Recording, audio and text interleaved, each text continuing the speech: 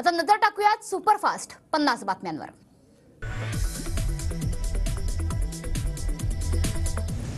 शिंदे गटाचे विजय शिवतारे बारामतीत पवारांविरोधात अपक्ष लढणार, पदाधिकाऱ्यांचा विजय शिवतारेंना पाठिंबा, कार्यकर्ते पदाधिकाऱ्यांसोबत बैठकीत एकमतानं ठराव मंजूर।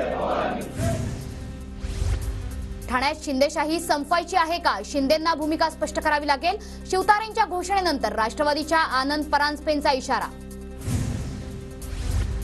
बारामतीतील तिरंगी लढतीचा फटका सुनेत्रा पवारांना बसण्याची शक्यता, जनतेसाठी बारामतीची जागा मी लढणारच, विजय शिवतारेंचा निर्धार। पैशातून सत्ता आणि सत्तेतून पैसा हे कालचक्र थांबलं पाहिजे, फडणवीसांच्या भाषेत हे कालचक्र आहे, बारामतीची निवडणूक कालचक्राचाच भाग, विजय शिवतारेंचा हल्लाबोल। गावागावातील लोक म्हणतात अजित पवार जिंकू शकत नाही, राज्याला त्रास देणारे पवार नको, महायुतीचं उद्दिष्ट तर 2024ची विधानसभा निवडणूक सर्वच पक्ष स्वतंत्र लढतील, विजय शिवतारेंचं वक्तव्य।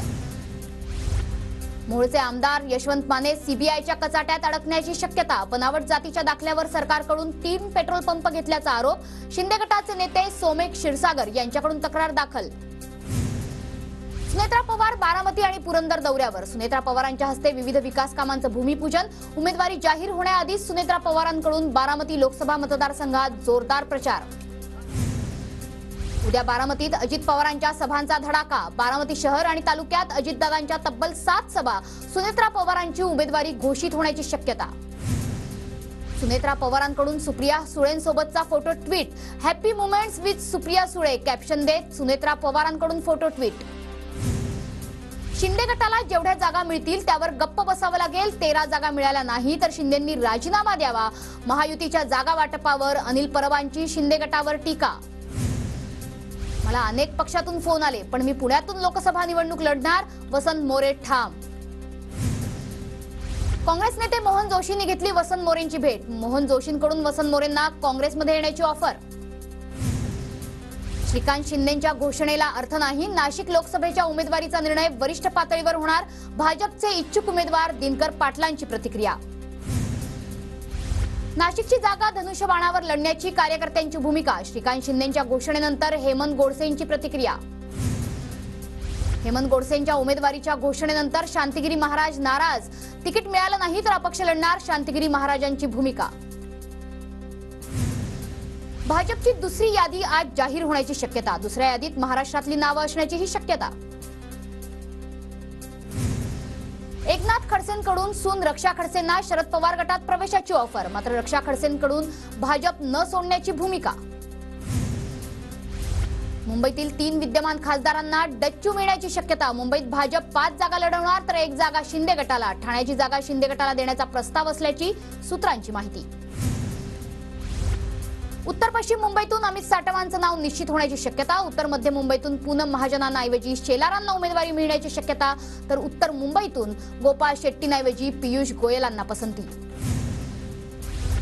छत्रपती संभाजीनगरच्या जागेसाठी तब्बल 8 दिग्गज इच्छुक, भाजपकडून भागवत कराडांचं नाव निश्चित झाल्याची माहिती, शिंदे गटाकडून संदीपान भुमरेंचं नाव अंतिम, तर ठाकरे गटाकडून खैरे आणि अंबादास दानवेंच्या नावाची चर्चा।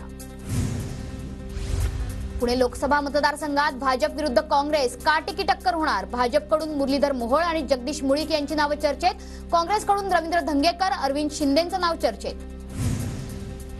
छत्रपती संभाजीनगरमध्ये चंद्रकांत खैरेंकडून प्रचार कार्यालयाचं स्तंभपूजन, ठाकरेंनी आदेश दिल्यास संभाजीनगरमधून लोकसभा लढणार, खैरेंची प्रतिक्रिया।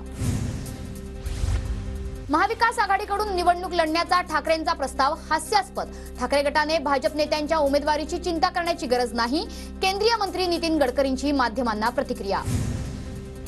नागपुरातील काही सामाजिक संस्थांच्या कार्यकर्त्यांची नितीन गडकरींसाठी बिनविरोध निवडणूक करण्याची मागणी, हातात फलक घेत कार्यकर्ते रस्त्यावर।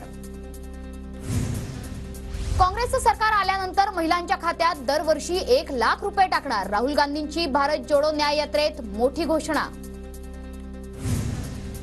अहमदनगर दक्षिण मतदारसंघात लोकसभेसाठी 700 ते 800 अर्ज दाखल करण्यात येणार, मराठा समन्वयक राम जरांगेंची माहिती, आतापर्यंत 500 जणांची तयारी पूर्ण। बीडमध्ये मराठा आरक्षणाच्या प्रश्नावरून मराठा समाज आक्रमक, लोकसभा निवडणुकीत प्रत्येक गावातून 5 मराठा उमेदवार निवडणूक रिंगणात उतरणार, मराठा समाजाचा निर्धार। जिल्हा पणन अधिकाऱ्याला खासदार सुनील मेंढेंनी धारेवर धरलं। शेतकऱ्यांच्या खात्यात पैसे जमा न झाल्याने सुनील मेंढे भडकले। 2 दिवसात शेतकऱ्यांच्या खात्यात पैसे जमा करण्याचे निर्देश। मतदारांपर्यंत पोहोचण्यासाठी भाजपची नवी रणनीती। लाभार्थींना मोदीजींचा नमस्कार हे भाजपचं नवं अभियान। कार्यकर्ते लाभार्थी कुटुंबांना मोदींचा नमस्कार सांगणार।